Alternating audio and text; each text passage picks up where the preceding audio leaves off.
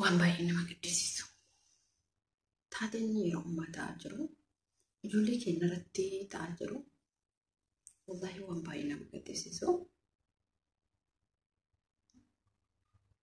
Wallaahi biyya ambaa kana akkamitti keessa jiraannee akkamitti akka keessaa manatu waa qabee deema.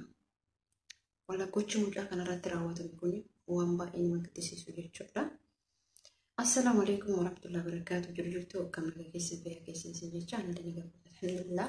Hordoftoota fi kabajamtoota kiyya Ramadaan akkamii hojjetanii akkam jirtan isin yaadee dhufee wallahi dhimma viidiyoo waraabuu adda irraa qabu. Viidiyoo mucaa kana yeroo arge kana keessatti baay'ee tokko kanatti dagamee lubbuleen kiyya. Ijoollee TikTokii ani hedduun galatoomfadha. Baay'ee tokko galatoomfadha. Maaliif xiqqoo argan taana namaaf sagalee ta'uuf tattaafata. Hamma humna isaatiin jechuudha. Taatee mucaa kana irratti raawwatamaa jiru wallahi waan baay'ee nama gaddisiisu jechuudha. Manatu waa qabee deema. Namnis akkasuma nuti ijoolleen nuti warroonni mana namaa galeen hamma nu dhobsinu tokko nuus jechuudha. Wanni kun kan ta'amaa jiru wallahi otoo sagalee isiin dhageessisee natti wayyaa. Ani akkuma isin dura isin jedhetti viidiyoo nama maxxansu sirriitti sodaata. TikTok irrallee yeroo ta'utti ni sodaata. Wallahi waan kun baay'ee tokko kan nama suukaneessudha. Baay'ee tokko miira keessa kan nama galchuudha. Dhugaa dubbachuuf mucaan kun isin dura iyyattee dhuftee imbaasiitis bilbilattee dhuftee jechuudha. Akka isin achi baasanii akka isin mootu rakkoo hamaa keessa jirti. Yeroo kanatti immoo namni keenya imbaasii jechuun nama hundumaa ija tokkoon kan laalu jechuudha. Wallahi asirratti maal dubbachuu barbaada? Namoota akkana rakkoo irratti argitan namoota akkana rakkoo qabaate lakkoo tokkoffaa maal isin fakkaata? Lakkoofsa imbaasii dirqama imbaasii biyyaatiif kan biyya keessa dalaydanii beekuun dirqama keessan. Isaan isin barbaannu akka fedhanitti sitti taphatuu barbaadan akka yaada isaaniitti jechuudha. Tokko immoo kabaja siif qaban jiru, iddoo siif qaban jiru, kan mootuyyuu si miidhuu barbaanne jiru. Tokko immoo kottan tamata akkasii hin qabnetu jira jechuudha. Maaliif yaada tokkotti ilmi namaa namni hojjettoonni isaanii suni uumatti fakkaatu. Dhaamtee, buruufamtee, dhiiguu baatee uumatti fakkaatu. Namni akkamitti yaadne ilmoon qabdu? Isin nama ilmoo qabu miti. Wallahi ilmi namaa kun akkati sammuun isaa yaadu keessattuu biyya ambaa kana keessatti kan miidhamaa jiran. Hedduun isaanii kan miidhamaa jiran. Tarii rakkoon akkanaa kun borisirra ga'uu danda'a, borunarra ga'uu danda'a. Hin beeknu mana tokko isaan akkuma si jaalatan uummanni adiin jechuudha. Akkuma yeroo si jaalatan yeroo si jibbanillee akkasuma isaan bakka waan tokko jechuudha. Kanarratti mootummaa waa hunda keessatti of eeggannoo cimaa gochuu tokko of eeggannoo nuti goonu isaanitti fuula keenya kennu dhabu. Fuula keenyatti kennu. Gaafa fuula keessa argatan, gaafa ijoolleen isaanis irratti taphatu eegalan, gaafa isiin sa'aatii barbaadde si gaafattee sa'aatii barbaadde akkasitti miti. Hojiin kee hojii keeti. Garuu walitti dhufeensi namoonni tokko dubartoota uummata adii kana duuka haasawaa isu.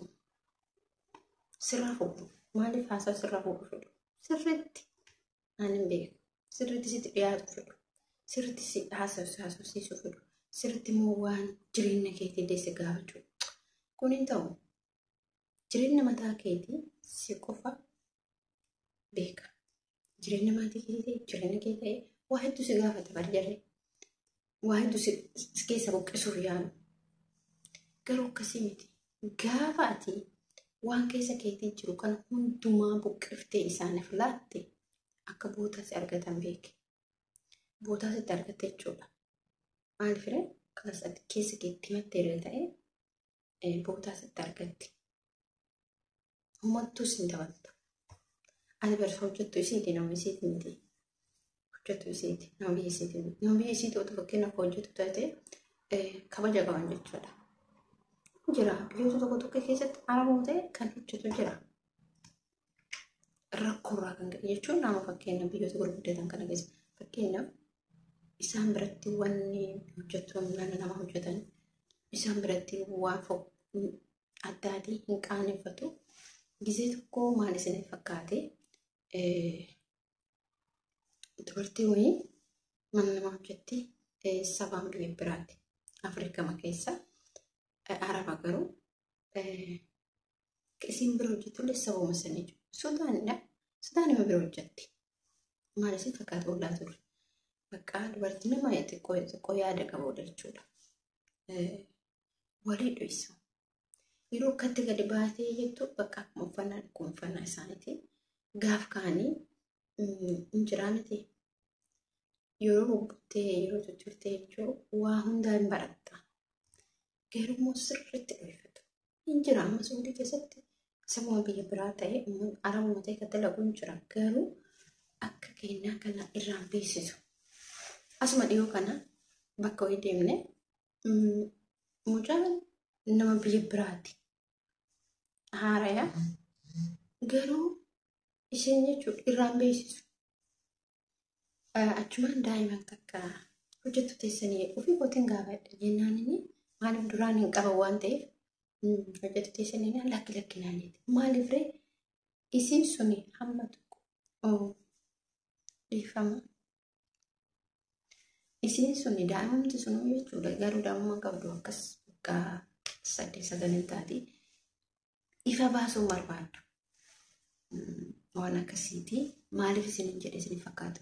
Hordoftoota beekaman tokko warroonni maatii chaanaalee kootii hamma xiqqoota namni 10 ta'e 5 ta'e viidiyoo kee dhaggeeffattan viidiyoo kana warraa barachuuf irra buttee hin darbin jechuudha.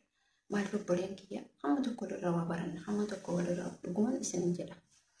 Kanaaf walii dho'ifatu. Isin amma akkana gootee mucaa kana dhooftee buruusitee nafsee baasuudhaaf deemte kuni otoo saba isii taate otoo nama afaan isii beeku ta'e akkasuma godhu bakka feete yoo dhufe. Garuu waan nama keenya kana keessattuu immoo dhiiga isaanii jaalatu. Sirriidha. Asirratti maal isin fakkaata? Hojii hamma ijoolleen Itoophiyaa daldaluu sabni biraan dalagu. Ijoollee jaalala hamma dhugaan isin jedha. Awwaal yaada soba malee isaan amma yaada dho'ifatan malee dhugumatti gadi qabeessan kan soqataa kan fudhataa jiran irra guddina Itoophiyaadha. Hojjetu Itoophiyaati. Kanaafuu nuti isin beekna. Isaanis guruppii qaban. Guruppii uummatanii kanatu caala kanatu jechaa jiran jechuudha. Kun immoo tuyyuu maaliif obboleen kiyya nuti obsa qabna. Dhuguma isin jedhu guutumattuu obsa qabna. Dhugaa hamma namni keenya obsu ka biraatu hin obsu. Namni keenya qalbiin dalagaa. Yoo waa isaan tuqan ibiddaa tuqaan dandeenya. Yoo waa ijoollee Itoophiyaa guutumattuu jechuudha. Yoo waa isaan tuqan hin danda'an obsuu hin danda'an. Kana hin beekne nuti. Kana nurraa beeksisa akkasumatti. Yoo waan tuqan hin dandeenyu. Mataan kiyyaa nama namni na tuqe taanaan abbaa fedhe taanaan garuu hin obsa. Garuu hin danda'u. Baafachuun barbaada. Maal firee hamma tokko nan baafadha. Gaafa afaan keetii amma san baafadha. Xiqqoo argatu. Kana malee hojiidhaan daa'ima qabu irratti jaalala ijoollee qabaatu irratti namni nama keenya gahu jiru sobamu jechuudha. Isaan immoo gara laafummaa keenya kan arganiitiin dhufanii hojjeessutti himan jechuudha. Inni rifii keessanii jedhalaan saba biraa barakkana godhaan jiran hamma miidhaan jiran. Hamma nuti keessattuu biyya mucaan kun keessatti miidhamaa jirtu biyya gadi deemtu biyya bakka guddina hin qabne takka jechuudha. Yaada hamma tokko jijjiirama biyya keenyatti irra hin jirti ani beeku. Natti fakkaame ani haa ta'u garuu xiqqoos garuu akkas isin jechuu barbaade viidiyoon irraa kana fakkaata. Dhugaa rabbi dubbachuuf baay'ee tokko miira keessa nama galcha jechuudha. Waan isin keessa jirtu akkati isin ooltee nuti hin beeknu jechuudha mucaa kana. Wallaahi isin rabbiitu walitti beekaa rabbiin kee akkuma jirtanitti isin bira haa jiraatu wal jajjabeessadha wal jabeeffadha. Wallahi wajjabeeffanne yoo isaan isinitti dubbatan waan isaan jedhan utuu goone bakka jireenya keenya gara biyyaatiitti utuu jijjiiranne deebi'uuf yaalle. Sirriidha namni yeroo dubbatamu obsuu hin danda'u. Namni biyyoota bakka hin jiraa miti. Namni yeroo waasin jedhu obsuu hin dandeettu. Kanaaf hordoftoota fi kabajamtoota kiyya Viidiyoon kiyyaarraa kana fakkaata. Viidiyoo biraatiin amma walitti deebinutti viidiyoo kiyya mootiyyoo laayik share sabiskiraayib gochuun dhugaa baay'ee tokko isin galateeffadha. Warroonni hamma ammaatti na jajjabeessitanii asiin geettanii nama tokkotu na jalaa bade nama barbaada. Nama san immoo otoo namni naasoo jiraate namni sun hin jira. Garuu immoo xiqqishoos nan barbaada. Eenyutti maddaa eenyutti naasoo gaa wallahi hin beeku.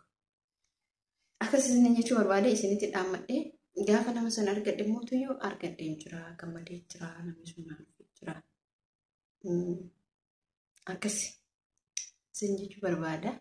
Dhugaa iddoo tokko isin jaaladha isin kabaja. Ramadaanii akkamii amala irra deebi'e jechuudha. Jabjabaadhaa warroonni